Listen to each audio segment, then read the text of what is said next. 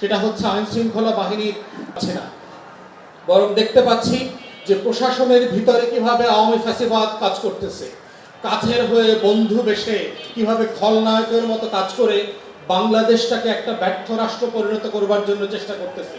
এবং সেই জায়গাতে আমরা দেখতে পাচ্ছি দায়িত্বশীল পদে থেকে যেভাবে দায়িত্বহীন মন্তব্য করছেন বিভিন্ন রাষ্ট্রের বিভিন্ন পদে থাকা মানুষজন, যেটা কোনোভাবে নির্বাচনের আগে কাম্য হতে পারে না। আমাদের গণ অভ্যুত্থানের পক্ষের যে রাজনৈতিক দলগুলো আছে তার ভিতর যে অনৈক্য, আমরা মনে করি এবং বিশ্বাস করি যে প্রত্যেক রাজনৈতিক দল অন্য রাজনৈতিক দলের সমালোচনা করবেন, তার সাথে দ্বিমত করবেন, তার সাথে একমত সব কিছুতে হতে পারবেন না। কিন্তু এই হতে না পারাটা মানে এটা না যে অন্য রাজনৈতিক দল নেতাকে কটাক্ষ করতে হবে, অসম্মান করতে হবে, অভদ্র ভাষায় তার সাথে আলোচনা করতে হবে। বরং আমরা এক রাজনৈতিক দল অন্য রাজনৈতিক দলের ইস্যুর উপরে সমালোচনা করব যে কিভাবে বাংলাদেশটাকে সুন্দর করা যায়, জুলাই সনদ কিভাবে বাস্তবায়ন করা যায়। এবং আপনারা দেখেন ফেব্রুয়ারিতে শুরু হয়ে ঐকমত্য কমিশনে কিন্তু আমরা বিভিন্ন রাজনৈতিক দল কথা বলেছি এবং সেখানে আমরা অত্যন্ত সম্মানের সাথে একজনের সাথে আরেকজন দ্বিমত প্রকাশ করেছি, বিনয়ের সাথে করেছি এবং সেখানে কারোর সাথে কারো ঝগড়া করতে হয়নি।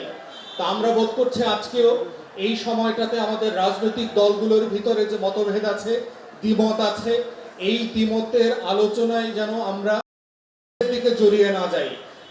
মাথায় রাখতে হবে যে আমরা কমন শত্রু মোতাবেক এই রাষ্ট্রটাকে গড়তে চাই। দিল্লির আধিপত্যবাদ এবং আওয়ামী ফ্যাসিবাদ এই সাপেক্ষে যেখানে আমাদের লড়াই, সেই লড়াইতে আমাদের যে কমন জায়গা আছে, এই কমন জায়গাতে আমরা কোনো কম্প্রোমাইজ করব না এবং এই কমন জায়গার বাহিরে আমাদের যত একমত দ্বিমত আছে সেগুলো আমরা সম্মানের সাথে আমরা চালিয়ে যাব। দ্বিতীয়ত হচ্ছে একটা ভালো নির্বাচন আয়োজনের যে বড় চ্যালেঞ্জ আমরা এখন দেখতে পাচ্ছি সেটা হচ্ছে আইন শৃঙ্খলা বাহিনীর যে অকার্যকরতা আমরা দেখতে পাচ্ছি। প্রশাসন এবং বিভিন্ন বাহিনী যেই লেভেলে তাদের রোল প্লে করার কথা ছিল সেটা আমরা দেখতে পাচ্ছি না, বরং দেখতে পাচ্ছি যে প্রশাসনের ভিতরে কিভাবে আওয়ামী ফ্যাসিবাদ কাজ করতেছে, কাছের হয়ে বন্ধু বেশে কিভাবে খলনায়কের মতো কাজ করে বাংলাদেশটাকে একটা ব্যর্থ রাষ্ট্র পরিণত করবার জন্য চেষ্টা করতেছে। এবং সেই জায়গাতে আমরা দেখতে পাচ্ছি দায়িত্বশীল পদে থেকে যেভাবে দায়িত্বহীন মন্তব্য করছেন বিভিন্ন রাষ্ট্রের বিভিন্ন পদে থাকা মানুষজন, যেটা কোনোভাবে নির্বাচনের আগে কাম্য হতে পারে না। তাই আমাদের সকল রাজনৈতিক দলের পক্ষ থেকে আমরা বারবার বলেছি এবং আহ্বান করেছি যে আমাদের আইন শৃঙ্খলা পরিস্থিতি অ্যাড্রেস করবার জন্য কার্যকর ডিসাইসিভ ভূমিকা আমরা দেখতে চাই। আপনারা এই 2001-এর পরে যে একটা ভালো নির্বাচন করবার স্বপ্ন দেখতেছেন এবং দেখাচ্ছেন, সেই রকম একটা সুষ্ঠু ভালো নির্বাচন আয়োজন করা সম্ভব হবে না। তাই সেই জায়গাতে আমরা সম্মিলিতভাবে সকল রাজনৈতিক দল ঐকমত্য কমিশনে বসে যেভাবে একমত দ্বিমত করে একটা জুলাই সনদ তৈরি করেছি, একইভাবে আমাদের সবাইকে আলোচনা করে এবং এই সম্মিলিত প্রয়াসের মধ্য দিয়ে প্রশাসনকে কার্যকর করে একটা ভালো নির্বাচন করতে হবে।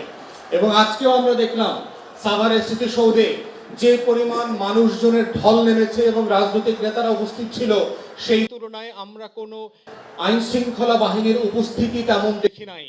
এবং যেই লেভেলে ঘটনা ঘটার মতো একটা পরিবেশ পরিস্থিতি তৈরি হয়ে থাকে, সেখানে যে পরিমাণ আশ্বস্ত করবার প্রয়োজন হয় আইন শৃঙ্খলা বাহিনীর পক্ষ থেকে, সেই জায়গাটা আমরা খেয়াল করি নাই।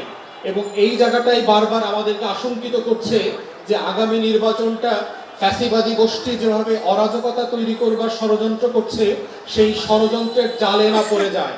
আর তার ভিতরে রয়ে গেছে আমাদের মধ্যকার বিভিন্ন সংস্থার দালাল গোষ্ঠী, যারা গণ অভ্যুত্থানের পক্ষের লোক হয়ে আমাদের সাথে আসে, দেখা করে, ছবি তোলে, রুমগুলোতে বসে, মিটিংয়ে যায়, গণসংযোগ করে এবং তারাই তারপরে আততায়ী আকারে হাজির হয়।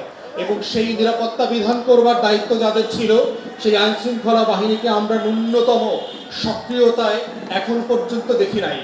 এবং যে কারণে আমরা বিভিন্ন সময় দেখেছি জনাব তারেক রহমান দেশে ফিরবার জন্য যে বিলম্ব করছেন, সেগুলো নিয়ে মানুষ হাসি ঠাট্টা করছে, কিন্তু শরীফ ওসমান হাদির ঘটনা প্রমাণ করছে যে আসলে তারেক রহমানের জীবনের উপরে যে হুমকি আছে।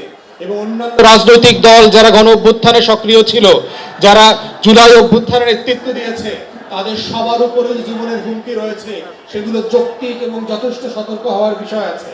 তাই আমরা নির্বাচন কমিশন এবং অন্তর্বর্তীকালীন সরকারকে বলছি, বিজয়ের এই মাসে আমরা যেভাবে আমাদের অতীতের মুক্তিযোদ্ধাদেরকে স্মরণ করছি, 24-এর যারা কর্মী ছিলেন তাদেরকে স্মরণ করছি, ঠিক একইভাবে আপনাদেরকেও মনে করিয়ে দিচ্ছি আপনারা আল্লাহর ওয়াস্তে যে বড় বড় পদ চেয়ারে বসবার সুযোগ পেয়েছেন, সেই দায়িত্বটা আপনারা আমানতদারিতার সাথে পালন করেন। সেই দায়িত্বটা যদি পালন করতে না পারেন তাহলে বিজয়ের মাসে স্বাধীন রাষ্ট্র কিন্তু পরাজিত হতে পারে। অতএব এই ইতিহাসকে ধরে রেখে আমরা সরকারকে আহ্বান করছি ডিসাইসিভলি ডেটারেন্ট শো করেন, যেন বাংলাদেশের নাগরিক সমাজ, ভোটাররা এবং রাজনৈতিক নেতা কর্মীরা আশ্বস্ত হতে পারে যে ফেব্রুয়ারিতে আসলেই একটা ভালো নির্বাচন হওয়া সম্ভব, যেমনটা মাননীয় প্রধান উপদেষ্টা পুরো জাতিকে বারবার বলেছেন। তো আমি এই পর্যায়ে এই আহ্বান রেখেই আমার সংক্ষিপ্ত বক্তব্য আমি এখানে শেষ করছি। সবাইকে অসংখ্য ধন্যবাদ। আসসালামু আলাইকুম।